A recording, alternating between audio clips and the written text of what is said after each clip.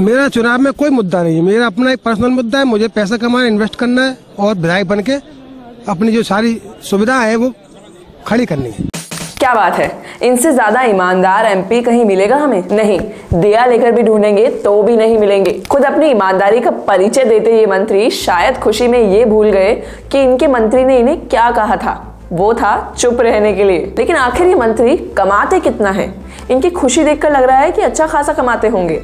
नमस्कार, मैं दीपाली और आप देख रहे हैं मिलेनियम टाइम्स। और आज की इस वीडियो में हम आपको बताएंगे कि मंत्री जी आखिर कमाते कितना है। सबसे पहले तो हम सभी ये तो जानते हैं कि हमारे देश में दो तरह की सरकार होती है, सेंट्रल गवर्नमेंट और स्टेट गवर्नमेंट। सेंट्रल गवर्नमेंट में होती है लोकसभा और राज्यसभा, वहीं स्टेट गवर्नमेंट में होती है विधानसभा। कुछ स्टेट्स में विधान परिषद भी होती है, जैसे यूपी, आंध्र प्रदेश, बिहार, तेलंगाना, कर्नाटका और महाराष्ट्र। ऐसे स्टेट्स को बाइकैमरल या द्विसदनीय भी कहा जाता है। अब इन सभाओं और परिषद में आखिर कितने मंत्री होते होंगे? लगभग 5000। इतने सारे मंत्री, यानी बहुत टफ कंपटीशन होता होगा। क्यों? हाँ, इतना टफ कि मंत्री बनने के लिए किसी तरह की पढ़ाई की जरूरत भी नहीं होती।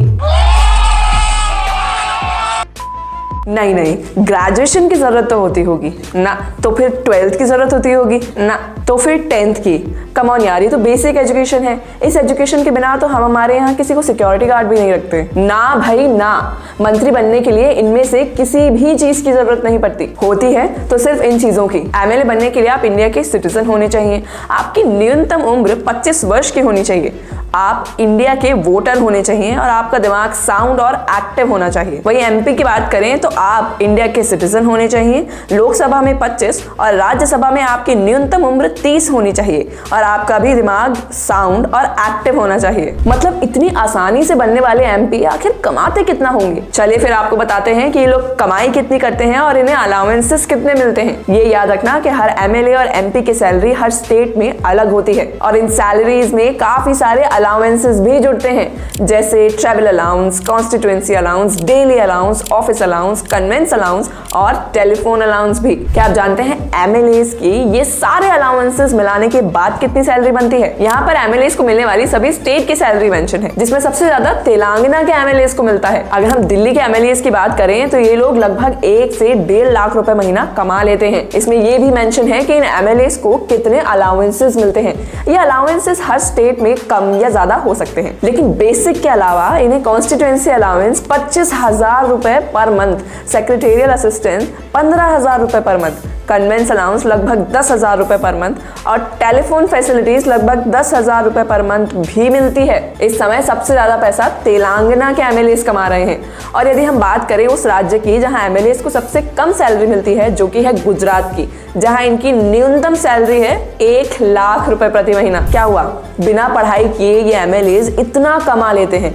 तो क्या आप भी एमएलए बनने की सोच रहे हैं? चलिए फिर आपको एक और ऐसा फैक्ट बताते हैं जिससे आपकी ये सोच सच में भी बदल सकती है। क्या आप जानते हैं कि अगर एक बार कोई एमएलए या एमपी बन गया तो उसे उम्र भर के लिए पेंशन मिलती है, वो भी 20,000 रुपए प्रति महीना। मतलब अगर आप एक बार एमएलए बन गए और अपने पद से रिजाइन कर दिया तो भी आपको उम्र भर पेंशन मिलेगी। भाई वाह, ये तो कमाल है। चलिए अब बात करते हैं एमपीज की सैलरी की। एमपीज की सैलरी तो कोविड के दौरान एक ऑर्डिनेंस के चलते कम कर दी गई है, वरना इन्हें 3 लाख के आसपास सैलरी मिलती थी। फिलहाल अगर हम इनकी बेसिक सैलरी की बात करें तो वो है 1 लाख रुपए प्रति महीना और इन्हें भी एमएलएस वाले सारे अलाउंसेस मिलते हैं।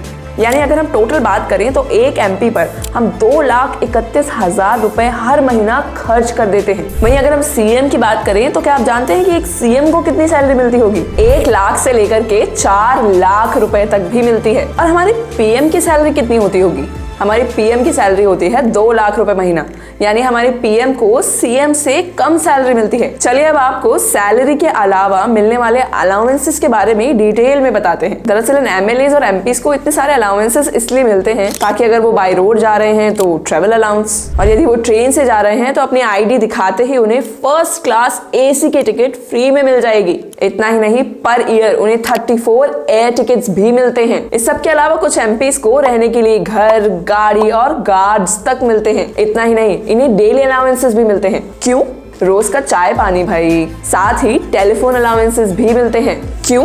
सरकारी काम से यदि किसी को कॉल करना पड़ गया तो उसका भी तो पैसा लगेगा ना भाई, इसीलिए टेलीफोन अलाउंस। इसी के साथ उन्हें कॉन्स्टिट्यूएंसी अलाउंस भी मिलता है, यानी कॉन्स्टिट्यूएंसी से रिलेटेड अगर उन्हें कोई काम करना पड़ गया और उसके लिए उन्हें पैसों की जरूरत पड़ी तो इसीलिए कॉन्स्टिट्यूएंसी अलाउंस। तो ये थी एमपीज और एमएलएस की सैलरी, यानी जिसे आप इलेक्ट कर रहे हैं वो कितना पैसा छाप रहे हैं ये जानना आपके लिए भी काफी जरूरी हो जाता है। इसीलिए ध्यान रखें, जिसे आप वोट कर रहे हैं वो एक ऐसा नेता होना चाहिए जो आपके लिए काफी अच्छे काम करे, आपके लिए कुछ फायदेमंद पॉलिसीज बनाए और आपकी वोट की वैल्यू करे। इसीलिए जिसे भी आप चूज करें उनका रिकॉर्ड एक बार चेक जरूर कर लें, यानी क्या वो रेगुलर टाइम से पार्लियामेंट जाते भी हैं या नहीं, या फिर उनका कोई क्रिमिनल रिकॉर्ड तो नहीं है, और उन्होंने अब तक कोई काम भी किया है या नहीं।